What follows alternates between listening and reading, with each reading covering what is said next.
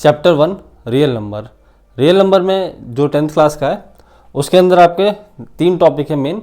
इसमें आपका HCF LCM निकालना होता है, आपको इरेशनल प्रूफ करना होता है और आपको टर्मिनेटिंग और नॉन टर्मिनेटिंग डेसिमल बताना होता है। और छोटे छोटे टॉपिक भी हैं जैसे कि आपको कंपोजिट प्रूफ करना होता है। तो पहले सीखते हैं हम HCF और एलसीएम निकालना। तो बेसिकली क्या होगा, 2 नंबर होंगे या 3 भी हो सकते हैं। जैसे मैं 2 ले लेता हूँ कि नंबर 1 है A, इसके जो प्राइम फैक्टराइजेशन है वो है 2 की पावर 3, 3 की पावर 2 इंटू 5।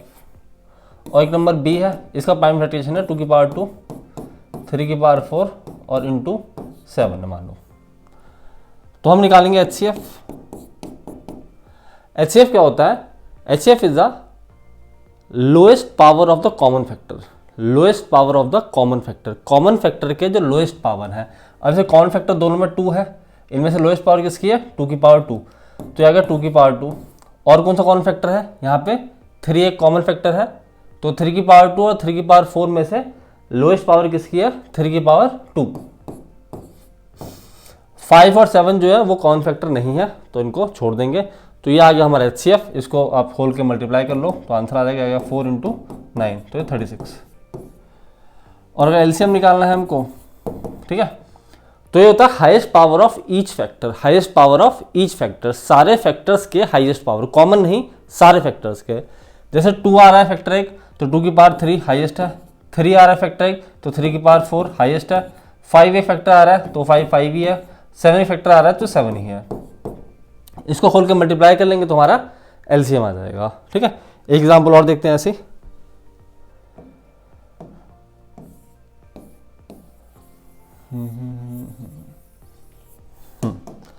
अब जैसे कि A है 2 की पावर 4, 3 की पावर 4, 5 की पावर 2 इंटू 7। B 2 की पावर 2 इंटू 5 की पावर 4 इंटू 11। हम निकालेंगे पहले HCF। अब देखो कॉमन फैक्टर यहाँ पे हमारे 2 आ रहा है एक, तो है ना, 2 इज कॉमन फैक्टर, तो 2 की पावर लोएस्ट कौन सी है? 2, तो 2 की पावर 2 आ गई। अब 3 कॉमन फैक्टर नहीं है, फिर 5 कॉमन फैक्टर है, तो 5 में जो लोएस्ट पावर है हम लेंगे उसको, तो 5 में जो लोएस्ट पावर है वो है 5 की पावर 2, तो इंटू 5 की पावर 2। और कुछ कॉमन फैक्टर नहीं है तो यहीं पे हमारा खत्म। ये आ गया हमारा HCF। अब निकालेंगे एलसीएम। एलसीएम क्या था कि हर फैक्टर्स की हाईएस्ट पावर, हर फैक्टर की हाईएस्ट पावर। तो पहला फैक्टर 2 है तो 2 की पावर 4 हाईएस्ट पावर है, फिर 3 तो 3 की पावर 4 हाईएस्ट पावर है, फिर 5 की पावर 4 हाईएस्ट पावर है, फिर 7 अकेला है और 11 भी अकेला है। तो ये आ गया हमारा LCM।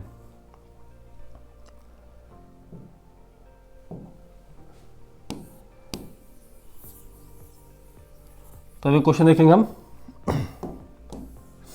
जैसे ये क्वेश्चन है, find the HCF of 72 and 120। तो पहले 72 और 120 का आपको प्राइम फैक्टराइजेशन करने पड़ेंगे। 72 और 120 के प्राइम फैक्टराइजेशन करने पड़ेंगे। तो ये 2 से डिवाइड हुआ तो आ गया 36, फिर 2 से हुआ तो 18, फिर 2 से हुआ तो 9, फिर 3 से हुआ 3, फिर 3 से हुआ 1।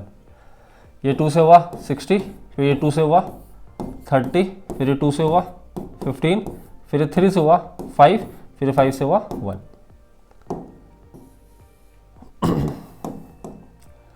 तो 72 के फैक्टर्स है 2 की पावर 3 इंटू 3 की पावर 2, और 120 के जो फैक्टर है वो है 2 की पावर 3 इंटू 3 की पावर 1 इंटू 5 की पावर 1, या 5 लिख दो तो भी चल जाएगा। हम निकालना है HCF। तो HCF क्या था? HCF था lowest power of common factor. Lowest power of common factor, common factor के लोएस्ट पावर। तो ये 2 है, 2 में लोएस्ट हाईएस्ट दोनों 3 है तो 2 की पावर 3 ले लेंगे, और यह 3 है तो 3 का लेंगे 1। और कुछ कॉमन नहीं है ना, 5 कॉमन नहीं है, तो ये हमारा आ गया HCF। इसको खोल के हम मल्टीप्लाई कर लेंगे तो हमारा आंसर आ जाएगा। ओके, क्वेश्चन नंबर 2 देखते हैं। कह रहा find HCF and LCM of 404 and 96 and verify that HCF into LCM equals to product of the 2 given number. कर देते हैं। तो पहला नंबर है 404 और दूसरा नंबर है 96। तो इसे हम पहले इसके प्राइम फैक्टराइजेशन करने पड़ेंगे हमको। तो ये आ गया 202, फिर 2 से गया तो आ गया 101। अब ये 101 101 प्राइम फैक्टर नंबर ही होता है, तो 101 से डिवाइड हो जाएगा, तो ये आ गया 1। ये 2 से आएगा 96, तो आ गया 48। फिर 2 से आएगा तो 24, फिर 2 से तो आई थिंक आ जाएगा 12, फिर ये 6, फिर ये 3, फिर ये 1।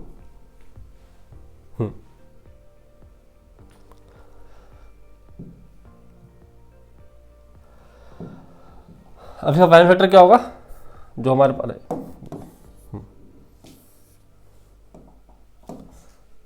जो हमारे पास 404 है वो हो जाएगा 2 की पावर 2 इंटू 101, और 96 हो जाएगा 1 2 3 4 5, 2 की पावर 5 इंटू 3।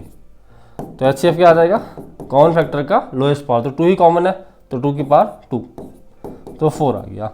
और एलसीएम क्या आ जाएगा, एलसीएम आएगा 2 की पावर 5 इंटू 3 इंटू 11, इसे मल्टीप्लाई कर लेंगे तो हमारा LCM आ जाएगा।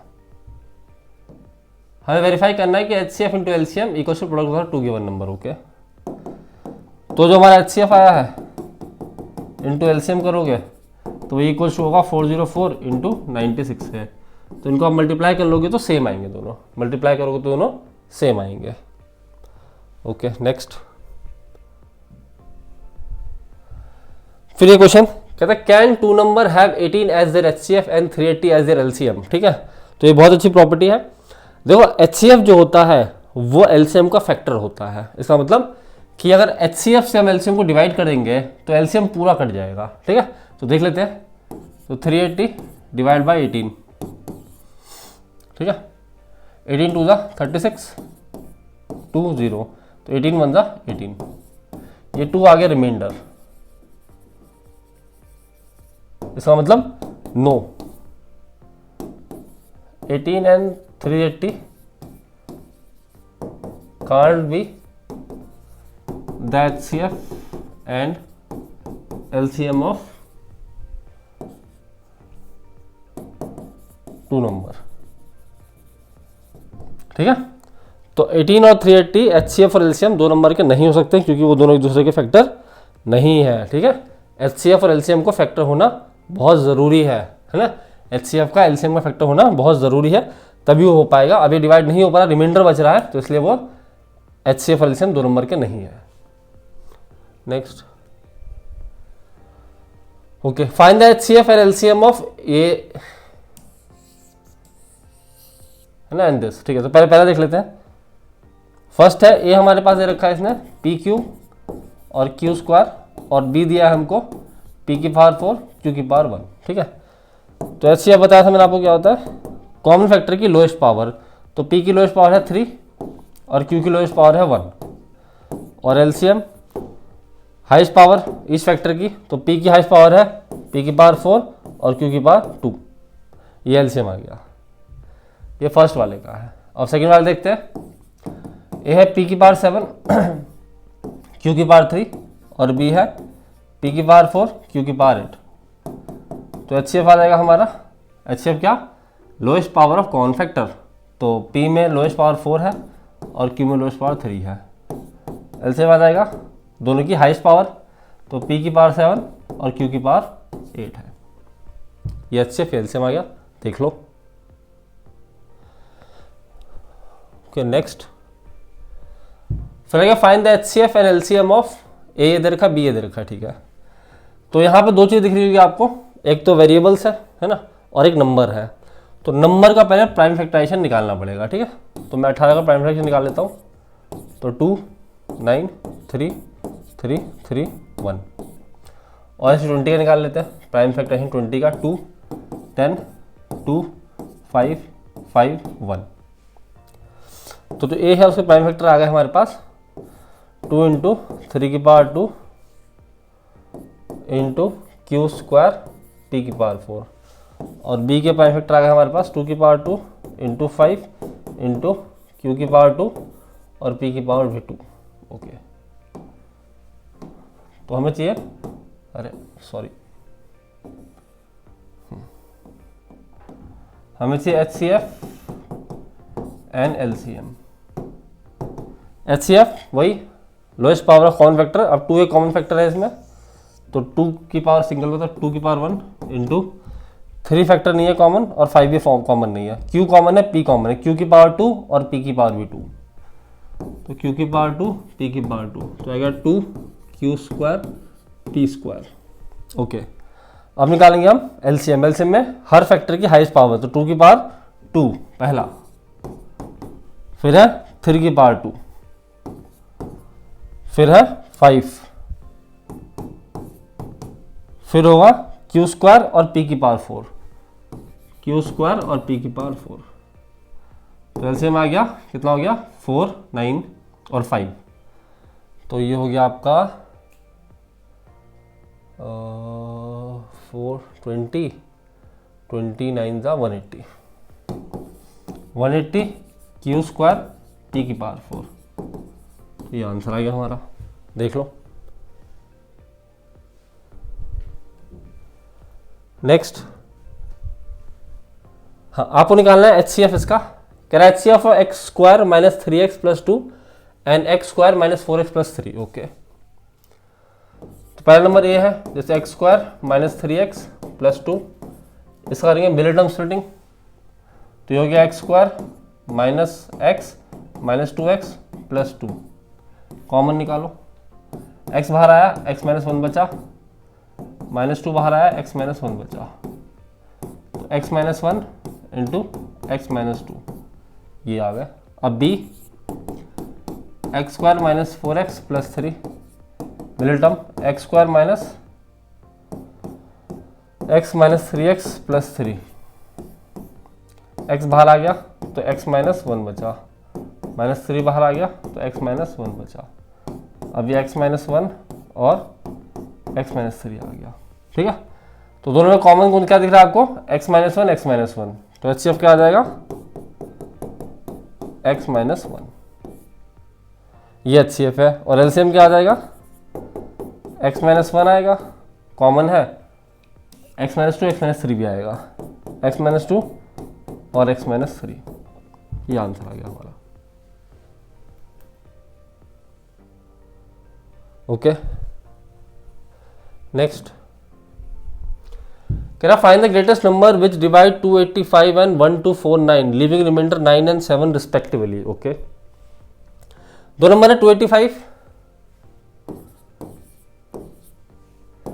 इसका रिमाइंडर 9 है, और 1249 इसका रिमाइंडर 7 है, तो रिमाइंडर्स को पहले आप मान लो, ग्रेटेस्ट नंबर मतलब होता है HCF निकालना, ठीक है, ग्रेटेस्ट नंबर लार्जेस्ट नंबर, इसका होता है HCF निकालना, तो इससे HCF निकालने से पहले रिमाइंडर माइनस कर लेंगे, तो रिमाइंडर माइनस कर लो, 287 में से 9 गए तो 270 आई थिंक 6, हाँ, और 1249 में 7 गए तो 1242।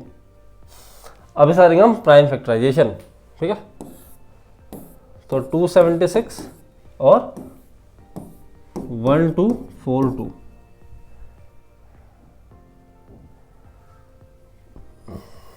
हाँ ठीक है, 2 1 जार 3 जार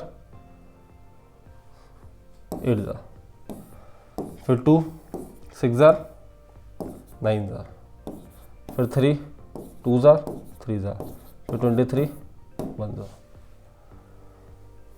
2 6 2 1, फिर 3 से 2 0 7, फिर 3 से 6 9,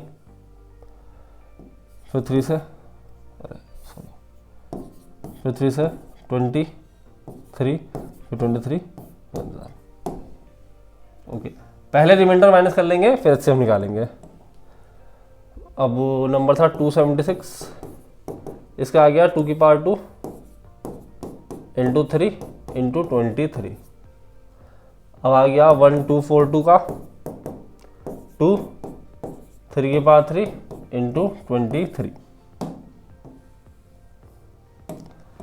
तो ऐसे बताया था मैंने क्या था, कॉमन फैक्टर का लोएस्ट पावर, तो 2 की लोएस्ट पावर 2 ही है, मतलब 2 खुद ही है, और 3 की लोएस्ट पावर भी 3 है, और 23 की पावर 23 है, इसको मल्टीप्लाई कर लो तो ये आपका HCF आ गया, ठीक है। तो क्या था 69 2 138, 138 ये आपका HCF है, देख लो। Next question. हाँ अभी क्वेश्चन देखो, कहता हूँ मॉर्निंग वॉक, एक मॉर्निंग वॉक पे 3 person step off together and they step measure 40, 42 and 45 centimetre respectively. What is the minimum distance each should walk so that each can cover the same distance and complete step? ठीक है, तो ऐसे जब minimum पूछे है ना, minimum distance कितना cover करेंगे सब, है ना, सब लोग, है ना, तो इसमें निकालते हैं एलसीएम, लोएस्ट कॉमन मल्टीपल, इसमें निकालेंगे एलसीएम। ठीक है, तो 3 नंबर हमारे पास, एक 40 है, एक 42 है और एक 45। इसका प्राइम फैक्टराइजेशन करेंगे अगर हम, तो मैं ऐसे लेता हूँ 2 इंटू 2 इंटू 2 इंटू 5, इसका जाएगा 2 इंटू 3 इंटू 7, इसका हो जाएगा 3 इंटू 3 इंटू 5, तो ये हो गया 2 की पावर 3 इंटू 5, ये हो गया 2 इंटू 3 इंटू 7 और ये हो गया 3 की पावर 2 इंटू 5। हम निकालेंगे एलसीएम। एलसीएम मतलब हर फैक्टर की हाईएस्ट पावर, तो 2 एक फैक्टर है, उसकी हाईएस्ट पावर 2 की पावर 3 है, 3 एक फैक्टर है, उसकी पावर 3 की पावर 2 है, 5 एक फैक्टर है वो 5 ही है और 7 एक है तो 7 है, तो ये 8 इंटू 9 इंटू 5 इंटू 7। ठीक है, तो इसको मल्टीप्लाई कर लो तो आपका आंसर आ जाएगा। ठीक है, तो इतने सेंटीमीटर्स वो सब चलेंगे ताकि वो सब लोग एक सेम डिस्टेंस कवर कर सके। ठीक है, और कह रहे कंप्लीट स्टेप। ठीक है, किसने कितने स्टेप लिए, तो क्या करोगे, जैसे पर्सन ए है, बी है और मान लो सी है, 3 लोग है ना, ए बी और सी 3 लोग हैं, तो ये आएगा एलसीएम अपॉन 40। ठीक है, ये टोटल चला और एक बार में इतना सेंटीमीटर चलता है तो उसके स्टेप आ जाएंगे। ठीक है, ए के, ऐसे बी का स्टेप आ जाएगा एलसीएम अपॉन 42, ऐसे सी का स्टेप आ जाएगा एलसीएम अपॉन 45। ठीक है, तो सबके स्टेप आ जाएंगे कि कौन कितना स्टेप चला है। ओके, फिर आते हैं नेक्स्ट क्वेश्चन। ये भी अच्छा क्वेश्चन है। क्वेश्चन कहता है 3 alarm clock ring their alarm at a regular interval of 20 minutes, 25 minutes and 30 minutes respectively. If they first beep together at 12 noon, at what time will they beep again for the first time? Okay. ठीक है, तो alarm clock है 3, है ना, 1 2 3, ये हर 20 minute के बाद बजता है, ये 25 मिनट के बाद बजता है और ये 30 मिनट के बाद बजता है। ठीक है, ये तीनों के तीनों 12 बजे एक साथ बीप हुए थे, ये तीनों 12 बजे एक साथ बीप हुए थे। अब बताना है आपको कि ये फिर दोबारा कब बीप होंगे। ठीक है, तो ये किसी कॉमन मल्टीपल पे आके बीप होंगे, है ना, किसी कॉमन मल्टीपल पे, है ना, तो आपको निकाला है यहाँ एलसीएम, आपको निकाला है यहाँ एलसीएम। ठीक है, अब से ए है 20, बी है 25 और सी है 30। इसका प्राइम फैक्टर मैं ऐसे निकाल देता हूँ, है ना, आप वैसे निकालना, तो आएगा 2 इंटू 2 इंटू 5, तो 2 की पावर 2 इंटू 5, यह आ गया 5 की पावर 2, वही लिख देते हैं, और 30 हो गया 2 इंटू 3 इंटू 5, तो 2 इंटू 3 इंटू 5। हमें चाहिए इसका एलसीएम, एलसीएम। ठीक है, तो 2 जो है वो 2 की पावर 2 आएगा, हाईएस्ट पावर। ठीक है, हर फैक्टर की हाईएस्ट पावर, 3 अकेला ही तो 3 आ जाएगा, और 5 जो है वो 5 की पावर 2 है, हाईएस्ट पावर जो है।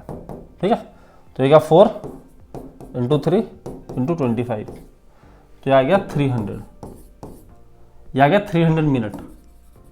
ठीक है, क्योंकि आपको मिनट दे रखा है, आपको दे रखा है मिनट, है ना, इतने मिनट बाद बीप करते हैं, तो 300 मिनट के बाद दोबारा बीप करेंगे ये। ठीक है, तो पहले 12 जब बीप हुए थे, अब 300 मिनट जो होते हैं उसको डिवाइड बाय 60 कर लेंगे अगर हम, 300 डिवाइड बाय 60 तो आ जाएगा 5 आवर्स, तो 5 घंटे के बाद फिर से बजेगा। तो अगर 12 बजे बज गया था पहले, तो अब कब बजेगा, 1 2 3 4 5। ठीक है, ये 5 PM पे दोबारा बीप करेगा, देख लो।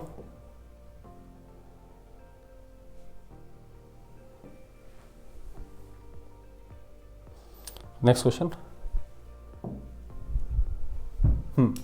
कह कह रहे चेक वेदर 6 की power n can and with digit 0 for any natural number n, for any natural number n। तो हमें देखना पड़ेगा ये, देखो कोई नंबर अगर 0 से एंड होता है, कोई भी नंबर अगर 0 से एंड होता है तो उसके प्राइम फैक्टर में 2 और 5 होना चाहिए, उसके प्राइम फैक्टर में 2 और 5 होना चाहिए, ठीक है। तो 6 की पावर n जो है, अरे सॉरी 6 की पावर n जो है उसका प्राइम फैक्टर है 2 × 3 की पावर n, ठीक है। It does not have prime factor 5, so there is no any natural number for which 6 to power n end with digit 0। देख लो। फिर आता नेक्स्ट क्वेश्चन हमारा, जिसमें प्रूफ करना है आपको कि √2 इरेशनल है, ठीक है। तो इसको प्रूफ करने का प्रोसेस होता है पूरा, तो याद करना पड़ेगा आपको। और √2, √3, √5, √7, √11 सब सेम प्रोसेस से प्रूव होता है, ठीक है। तो जैसे कि पहले हम लेट अज्यूम करते हैं, लेट अस अज्यूम √2 भी रैशनल, ठीक है। तो √2 इक्वल्स टू p/q लिख दिया हमने, रैशनल नंबर ऐसे ही होते हैं। और p and q आर को प्राइम, p and q जो है वो को प्राइम है, ठीक है। तब इसको करेंगे हम यहाँ पे क्रॉस मल्टीप्लाई, तो ये रहेगा √2p sorry q equals to p। अब करेंगे squaring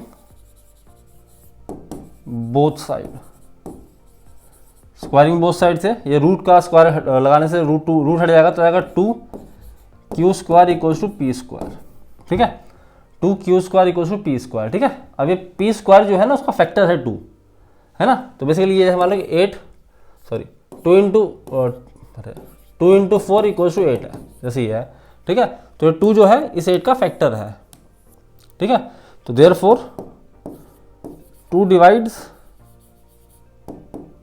p², then it also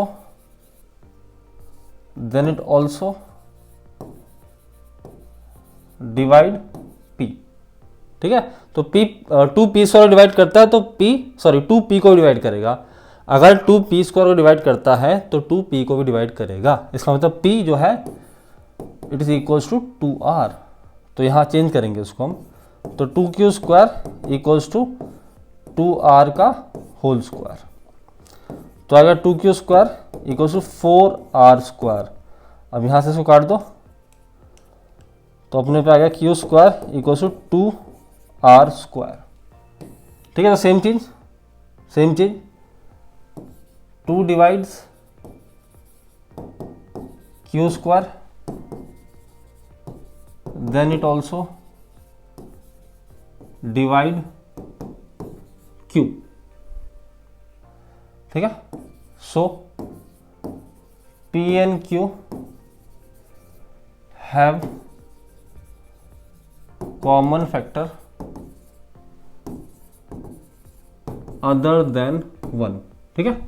basically क्या होता है, जब कोई नंबर कोप्राइम होता है ना तो उनके भी कोई फैक्टर नहीं होते 1 के अलावा, सिर्फ 1 फैक्टर होता है। मतलब यहाँ कुछ काट नहीं सकते, पर हमने देखा कि 2 जो था वो p को डिवाइड कर रहा है और 2 जो है वो q को भी डिवाइड कर रहा है। इसका मतलब p और q के पास कुछ कॉमन फैक्टर है 1 के अलावा भी, ठीक है। तो दिस कॉन्ट्राडिक्ट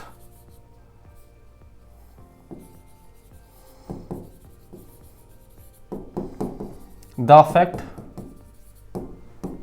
दैट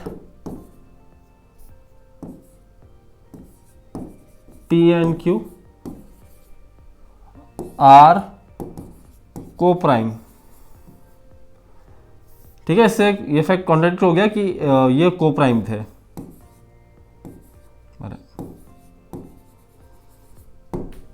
ठीक है। अब ऐसा क्यों हुआ, दिस कॉन्ट्राडिक्शन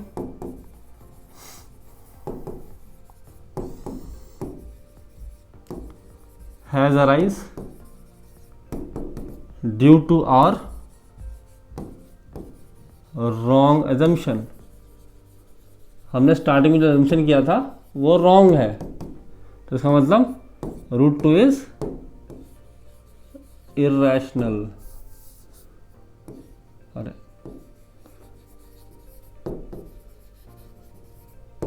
तो रूट 2 क्या है? रूट 2 एक इरेशनल नंबर है। देखो ये स्टेप सेम लिखने पड़ेंगे आपको, ठीक है। ये 3 मार्क्स का क्वेश्चन आता है जनरली, और किस्मत अच्छी हुई तो 4 का भी 3 मार्क्स का ही आता है, वैसे 4 का नहीं आता। एक क्वेश्चन या तो ऐसा आ सकता है या फिर एक अगला कराता हूँ वैसा आएगा। तो नेक्स्ट क्वेश्चन आता है आपका, जिसमें हमें प्रूफ करना है 5 minus 2 root 3 is irrational number. ये गिवन है आपको कि रूट 3 रैशनल है, ओके। 5 माइनस 2 रूट 3 इरेशनल है, ये गिवन है आपको कि रूट 3 रैशनल है, ठीक है। सेम तरीके से होगा प्रूफ, ठीक है। थोड़ा सा अलग होता है और थोड़ा छोटा होता है इसका सॉल्यूशन, ठीक है। तो जैसे कि देखो ये आ गया आपका, लेट पहले अज्यूम कर लेते हैं,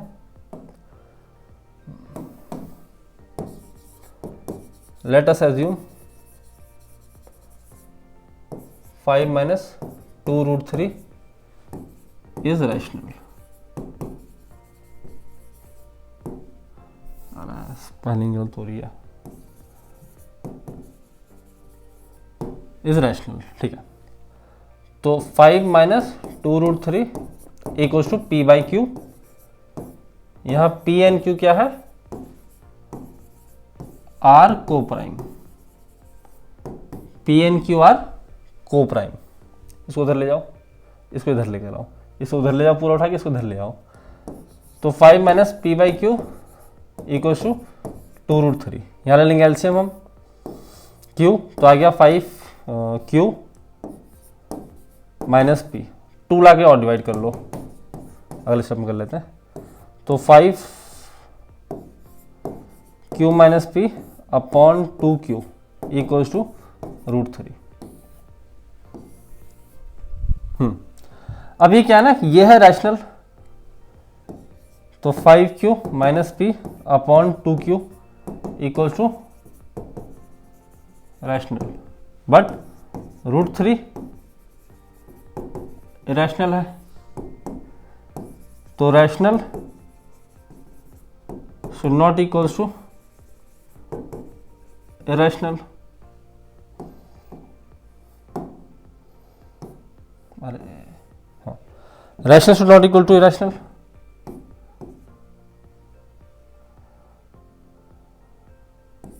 So our assumption is wrong. So our assumption is मतलब हमारी assumption गलत है, और जो 5 माइनस 2 रूट 3 है वो क्या है? Is irrational, is irrational. देख लो, ओके।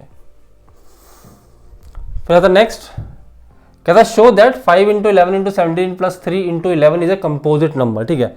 तो कंपोजिट नंबर होता है, एक प्राइम नंबर होता है। प्राइम नंबर वो होते हैं सिर्फ 2 ही फैक्टर होते हैं, सिर्फ 2 ही फैक्टर होते हैं। जैसे 7 एक प्राइम नंबर है, इसका फैक्टर एक है और एक 7 नंबर इटसेल्फ है। एक 1 और नंबर इटसेल्फ प्राइम नंबर के 2 ही फैक्टर होते हैं, बट कंपोजिट के 2 से अधिक होते हैं, कंपोजिट के 2 से ज़्यादा होते हैं, ठीक है। तो हमें इसमें यही दिखाना है कि इसके फैक्टर 2 से ज़्यादा होने चाहिए, तो ऑटोमेटिकली कंपोजिट बन जाएगा ये। तो 5 इंटू 11 इंटू 17 प्लस 3 इंटू 11, ठीक है। तो यहाँ कॉमन दिख रहा है आपको 11, तो 11 कॉमन निकाल लो, तो आ गया 5 इंटू 17 प्लस 3, तो हो गया 85 प्लस 3, तो 11 इंटू ये हो गया 88, ठीक है। लिखेंगे it has more than 2 factors, 2 factor other than 1, so it is a composite number, so it is a composite number, so इसलिए composite number है क्योंकि इसके फैक्टर 2 से ज़्यादा है, मतलब 1 के अलावा और 2 फैक्टर हैं, 2 या 2 से ज़्यादा भी है ना, मोर देन 2 फैक्टर 1 के अलावा, तो इसलिए वो कंपोजिट नंबर है, ओके। नेक्स्ट क्वेश्चन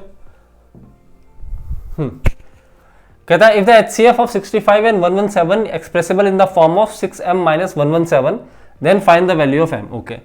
तो इन दो नंबर का जो HCF है वो इस फॉर्म में दे रखा है आपको। तो पहले इसका आप HCF निकालोगे, 65 और 117 का HCF निकालेंगे हम।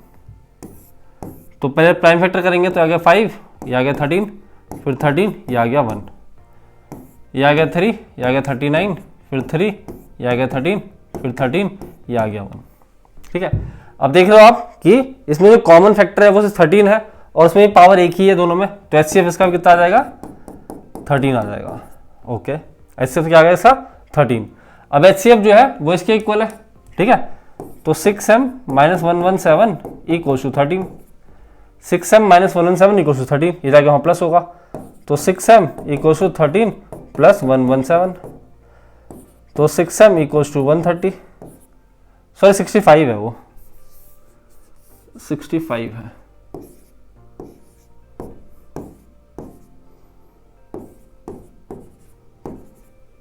हाँ, 65 लाके वहां डिवाइड कर दो तो m आ गया 130 अपॉन 65, तो ये आ गया 2, m आ गया 2, तो d is the correct value. ठीक है, ओके। इसके बाद एक टाइप का क्वेश्चन और होता है जिसमें क्या होता है कि हमें बताना होता है कि ये टर्मिनेटिंग डेसिमल है या नॉन टर्मिनेटिंग डेसिमल है। ठीक है, तो नंबर होगा, फ्रैक्शन दे रखा होगा आपको, एक न्यूमरेटर होगा, डिनोमिनेटर होगा। जो डिनोमिनेटर है उसके प्राइम फैक्टर से अगर 2 की पावर m इंटू 5 की पावर n की टर्म में आ जाए, या फिर 2 की पावर m की टर्म में आए, या फिर 5 की पावर n की टर्म में आए, ठीक है, तो ये है इज अ टर्मिनेटिंग। ठीक है, अदर देन दिस, अरे नॉन टर्मिनेटिंग। ठीक है, जैसे कि एग्जांपल देखो, अगर आ गया आपके पास 7/2 की पावर 4 5 की पावर 3, तो ये क्या है, ये है टर्मिनेटिंग। ठीक है, सेकंड देखो, अगर आ गया आपके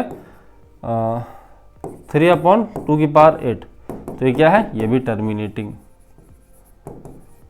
या फिर आ गया थर्ड आप पे 5/5 की पावर 6, ये भी क्या है, टर्मिनेटिंग।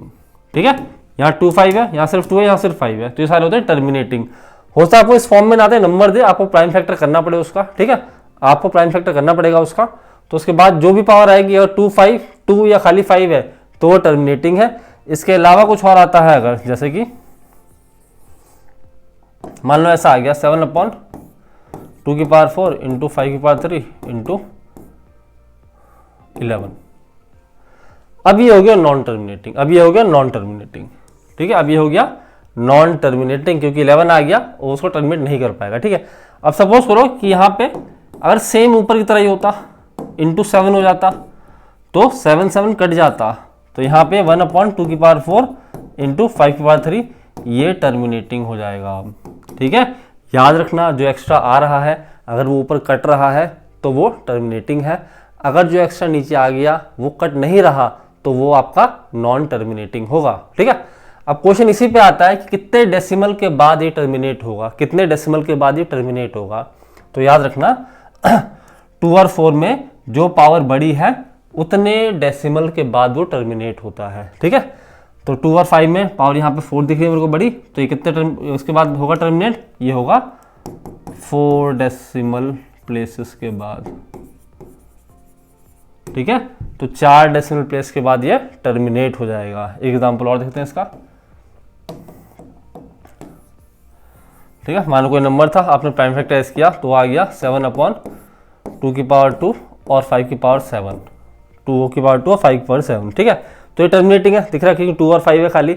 अब ये कितने डेसिमल के बाद टर्मिनेट होगा, तो 2 और 5 में पावर बड़ी कौन सी है, 5 की पावर 7 है, तो कितने के बाद होगा, ये 7 डेसिमल के बाद होगा, 7 डेसिमल प्लेसेस के बाद टर्मिनेट हो जाएगा। ठीक है,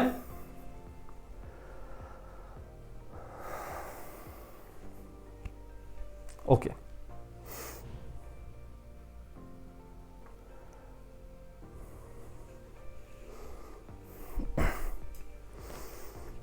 Okay, stay tuned for other chapters.